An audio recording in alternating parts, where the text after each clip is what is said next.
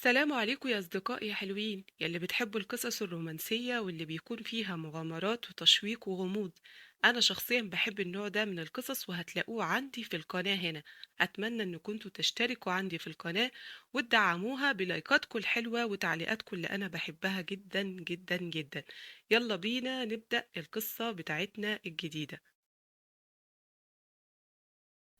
جويون، هو انت تعرفي جي هو منين؟ وإيه علاقتك بيه بالظبط؟ مفيش بينا أي علاقة. بتكلم نفسها جيون، أنا مش عارفة الشخص ده يعرفني منين. ده أصلا اللي أنا نفسي أسأله. على فكرة في حاجة نسيت أقولك عليها، تاي ده يكون اسم خطيبك عشان ما تقلقيش من أي حاجة تانية. أهم حاجة تعملي اللي بقولك عليه، فهمتي؟ ويا ترى إيه اللي أنت عايزاني أعمله؟ عايزاني أتجوز تاي، صح؟ يا ترى هو ده اللي أنت عايزاني أعمله وجبتيني هنا عشانه؟ أنت عارفة، أنت فيكي حاجة بتستفز الناس بشكل غريب. واضح انك انت مش عارفة حاجة خالص. انا هقولك بقى. ايوه، انا عايزاكي تتجوزي تاي بالنيابة عني. يا ترى فهمتي كل حاجة دلوقتي؟ دي اللحظة اللي انا كنت مستنيها طول اليوم، وفي الاخر ما قدرتش اقول اي حاجة خالص. انا لازم اعمل حاجة. انا محتاج اقعد انا وهي مع بعض لوحدنا. انا هبدأ اروح الشغل من يوم الاثنين اللي جاي. بالسرعة دي هتخلوني اشتغل؟ اعتقد انك انت لعبتي وكلتي براحتك قوي في البيت ده، كفاية عليكي قوي كده. جيون بتكلم نفسها، أنا كنت بلعب واكل؟ ده أنا طول الوقت بدرس ومش بنام حتى. تاي هيكون هو قائد للفريق اللي هتكوني فيه في مجموعة دايسونج. لازم تشتغلي معاه كويس، كل ده من ترتيبي على فكرة. أيوة صح، نسيت أقولك. بالنسبة للملابس اللي المفروض تلبسيها بكرة أنا ههتم بيها. أكيد هيكون الموضوع متعب ليكي، عشان كده أنا هجهزها لك بنفسي. جون بتكلم نفسها، في حاجات عرفتها عن لي سيونج بعد ما عشت هنا كام شهر. هي إنها لو ابتسمت ليا بسهولة وأنا فضلت ساكتة كده قدامها ومش بعمل أي حاجة، بتتغير فجأة. انتي لازم تعملي اللي بأمرك بيه. أنا بساعدك على فكرة. أنا هخليكي تلبسي الملابس اللي بيحبها تاي. أنا عارفة الحاجات اللي بيحبها كويس قوي. وخليكي فاكرة إن اللي لازم تعمليه هو عدم التمرد عليا. على أي حال، على فكرة أنا بحب تاي جدا.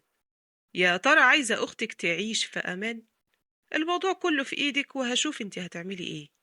جيون بتكلم نفسها، مش قادرة أقول أي حاجة، حاسة إن راسي فاضية ومفيش كلام راضي يخرج مني.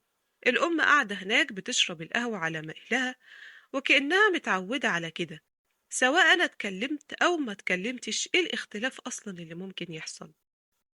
للأسف أنا حاسة إن أنا وحيدة جدا في البيت ده، مفيش أي حد جنبي. في مذكرات أختي كانت بتقول إنها هتروح تشتغل في الشركة في نفس الوقت اللي هروح فيه بكرة. كانت بتقول إنها ما كانتش تتخيل إنها ممكن تشتغل في شركة زي دي. وكانت بتقول، رغم إن المفروض إني أكون سعيدة لكن أنا خايفة ومتوترة جدا. بس أنا لازم أشتغل عشان أختي جيون تكون سعيدة. تمام، أنا كده فهمت. أنا كمان لازم أشتغل واستحمل عشان أختي تكون سعيدة. أنا لازم أكون مستعدة وقوية وهستحمل أي حاجة. ده هو الدور اللي هيكون فيه فريق التخطيط. صحيح. لي سيونج قالت إن تاي هيكون هو قائد الفريق، يا ترى هيكون هو فعلا ولا حد تاني؟ أنا أسفة خبطت فيك، أنا كنت واقفة عند الباب وما خدتش بالي. بتكلم نفسها، جي هو بيعمل إيه هنا ده؟ هو أنت ليه موجود هنا؟ مين اللي هنا؟ أنا قائد فريق التخطيط الجديد جي هو. جيون بتكلم نفسها، محدش قال إن هو اللي هيكون قائد الفريق. وانت مين لو سمحتي؟ أنا جيون، عضو جديد في فريق التخطيط. تمام، تعالي، أنا كنت مستنياكي. جيون بتكلم نفسها، يا ترى اللي حصل ده كويس بالنسبة لي؟ أنا حاسة بعدم الراحة وجي هو معايا في نفس الفريق. أخبارك إيه؟ أنت جيون صح؟ أنا هكون جنبك هنا. أي حاجة هتكوني مش عارفاها أتمنى إنك تسأليني على طول.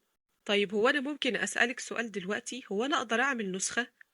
هو أنت من البداية وبتحاولي تشتغلي بجد؟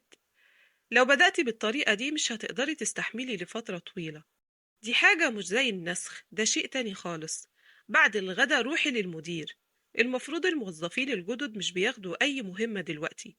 اعتقدت إن هيكون من الأفضل استبعادك، لكن قائد الفريق هو اللي أمر إنك تشتغلي على طول. جيون بتكلم نفسها: أنا مش فاهمة هو ليه بيعمل معايا كده. دخلت وعملت مقابلة معاه بعد ما خلص كل المقابلات مع كل الموظفين، وفجأة بقى في أمطار كتيرة نازلة على الشباك، وواضح إن المطر مش هيقف في وقت قريب. غير كده في رياح قوية جدا. هو أنت هنا؟ اقعدي. إحنا الاتنين عارفين بعض، عشان كده مش هيكون في مقدمات. تمام، أنا لسه جاية الشركة النهاردة ومعرفش أي حاجة، ولكن حضرتك عايز تسألني أي سؤال؟ يا ترى النهاردة عندك أي مواعيد تانية؟ لا، ما عنديش. طيب في حد هيجي ياخدك عشان يوصلك؟ لا، مفيش. تمام، استنيني هخلص الشغل ده واجيلك. في مطر كتير جدا، أنا هوصلك للمنزل بنفسي. أنا مش عارفة المطر مش راضي يخلص ليه. لو كان وقف كنت هقدر أمشي لوحدي، مش عايزاه يوصلني أصلا. اركبي. بتكلم نفسها. هو دايما لطيف معايا بشكل غريب، بصرف النظر إنه مريح، بس في حاجات مش قادرة أصدقها. الشخص اللي بيبتسم ليا النهاردة ممكن يتغير بكرة. جي هو من عيلة جي، وأنا مقدرش أصدق أي حاجة بيعملها أو بيقولها مهما كان لطيف معايا. شكرا إنك أنت وصلتني النهاردة بنفسك. أشوفك بكرة. خدي دي معاكي، حتى لو المسافة قصيرة في مية ممكن تنزل عليكي. هو أنت ليه بتعمل معايا كده؟ حتى لو أنت وصلتني ما أعتقدش إننا قريبين كفاية عشان تديني المظلة بتاعتك. أنت ليه بتعمل كده؟ أكيد في سبب. شكرا ليك جدا، لكن أنا مش هقدر أخد المظلة بتاعتك. أنا من رأيي إنك أنت تبعد عني خالص لو سمحت. جيوم بتكلم نفسها. أيوة، كان لازم أقوله كده. ما ينفعش أتكلم معاه ولا أقرب منه زي النهاردة كده. حياتي في الشركة مش هتكون سهلة لو أنا قربت من الشخص ده. على فكرة أنا كنت عايزة أديك المظلة عشان المطر مش أكتر، هو ده اللي أنا عايزه منك. ما كنتش عايز يحصلك حاجة أو يجيلك برد. ده كل شيء. أنا ماشي. بتكلم نفسها. الوضع اللي أنا فيه ده مألوف جدا بالنسبة لي. مطر، وجي هو واقف قدامي. مش ممكن. جي هو اللي كان معايا في المدرسة. أنا كنت ناسية كل حاجة. أخيرا افتكرته. كل شيء هيكون بخير. أنا هحط الجواب ده في الخزنة وأمشي على طول. أنا لازم أهدى شوية. أنا متأكدة من كل حاجة كتبتها امبارح في الجواب. لما كنت في المدرسة الإعدادية كان كانج في فريق القيادة، وكنت معجبة بيه جدا. شخصيته كانت لطيفة وودودة. من غير ما أحس انجذبت ليه. لازم أحط الرسالة دلوقتي حالا قبل ما أي حد يشوفني. انتي بتعملي ايه هنا؟ وايه اللي معاكي ده؟ دي رسالة. أيوة، أنا عارف إن هي رسالة. أنا بسألك ايه هو نوع الرسالة دي؟ في حد كل يوم بيحط لي رسايل فيها شتايم كتير في الخزنة بتاعتي. انتي بقى اللي بتعملي كده، بتحطي لي الرسايل دي. هو انت بتقول ايه؟ انا عمري ما اعمل كده ابدا. بتكلم نفسها. انا بجد ما اعرفش. حقيقي فعلا انا ما اعرفش اي حاجة عنه. كل اللي اعرفه ان في اشاعات كتير في المدرسة. ده ضرب واحد زميله في نفس الوقت اللي دخل فيه المدرسة. ده حتى الناس اللي تم استدعائهم عشان هم الاوصياء عليه كانوا كلهم من رجال العصابات الكبار. انا اسفة، بس دي رسالة حب.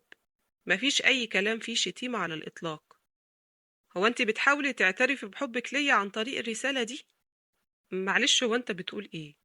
بتكلم نفسها. أقول له إيه أنا دلوقتي؟ الرسالة دي لكانج. واضح إن هو فهم غلط. أنا هقولك على كل حاجة. بتكلم نفسها. أعترف للشخص ده بحبي؟ مستحيل. إزاي أقول له أصلا الكلام ده وأقول له إن الرسالة دي مش ليه؟ في الواقع أنا. بصي، أنا رافض الرسالة بتاعتك دي. أنا مش بحب أصلا الطريقة دي. ممكن تبعدي عن طريقي دلوقتي، أنا لازم أروح الفصل بتاعي. جيوم بتكلم نفسها. إجابته كانت صعبة جدا وجافة. يعني ينفع تكون الإجابة دي هي الإجابة الأولى لاعترافي بالحب في حياتي كلها؟ حظك منيل. رفضني شخص أنا مش بحبه أصلا. أعمل إيه دلوقتي؟ مش فكرة حلوة إن أنا أحط الرسالة في الخزنة بتاعة الأحذية. أنا هستنى كانج بره بعد المدرسة. أنا لازم أديله الرسالة دي. أتمنى إن هو يكون سعيد أول ما ياخدها مني. ومش عارفة هو ممكن يكون معاه مظلة ولا لأ عشان يوصلني للبيت. أتمنى إنه يجي قريب. أنا لازم أخد نفس عميق عشان أعرف أتكلم. أنا أتمنى إنك أنت تقبل مني الرسالة دي. أنت تاني؟ هو أنا مش قلتلك إني رافض الرسالة بتاعتك دي؟ هو أنت نسيتي؟ في الوقت ده أنا شفت كانج. كان نفسي ياخد مني الرسالة. لاحظت إنه مركز في حاجة تانية غيري. نظراته هو كانت كلها حب، كأنه واقع في قصة حب مع حد تاني. واضح إن المفروض ما أكونش هنا، أنا همشي دلوقتي. مينج، كانج أنت هنا؟ يلا أنا مستنياك. مش هينفع تمشي لوحدك، أنا جاي معاكي. لو أنت اعترفتي ليا مرة تانية أنا هعمل نفسي مش شايفك. وفكري كويس. إيه ده؟ ده مكتوب على الرسالة اللي معاها كانج. دي كانت بتحاول تعترف بحبها لكانج مش أنا. خدي المظلة دي، وأنا آسف على كل حاجة، أنا في البداية فهمتك غلط. أنا همشي دلوقتي. بعد كل اللي حصل ده ما قدرتش بعد كده إني أرجع له المظلة بتاعته. شكله وهو ماشي لوحده في المطر بعيد. دي كانت آخر مرة أشوفه فيها. دلوقتي أنا افتكرت كل حاجة. لما كان صغير كان اسمه جي تاي. يا ترى ليه غير اسمه فجأة وخلاه جي هو؟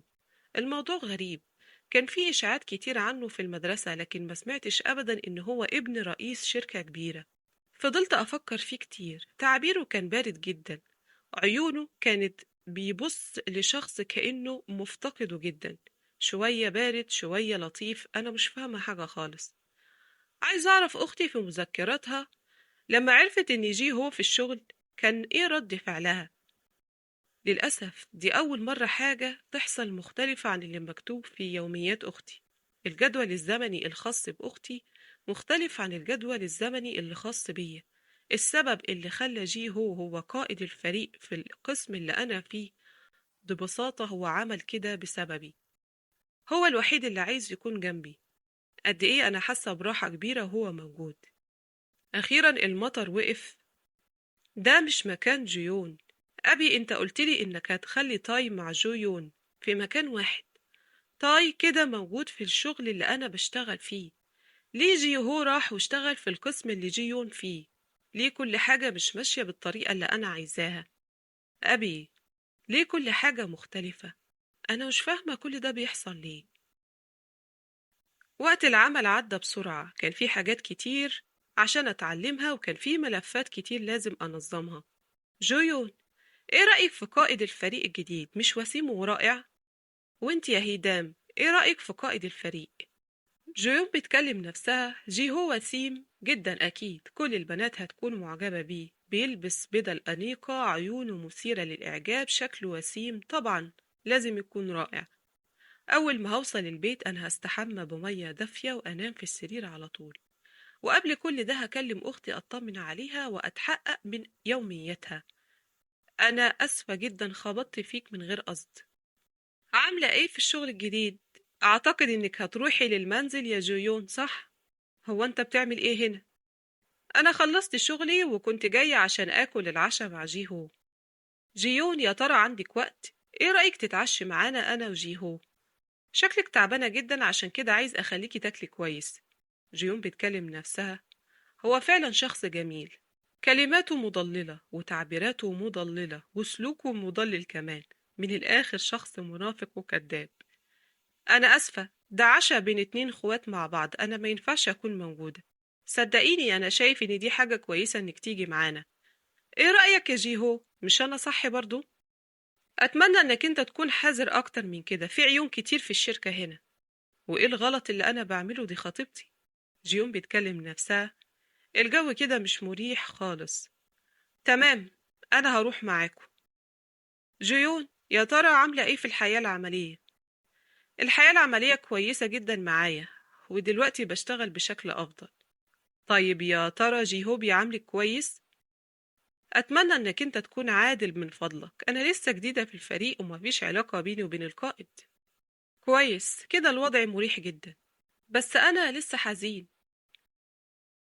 كان المفروض جيون تشتغل معايا في نفس الشركة، لكن الأمور للأسف مشيت بالطريقة دي.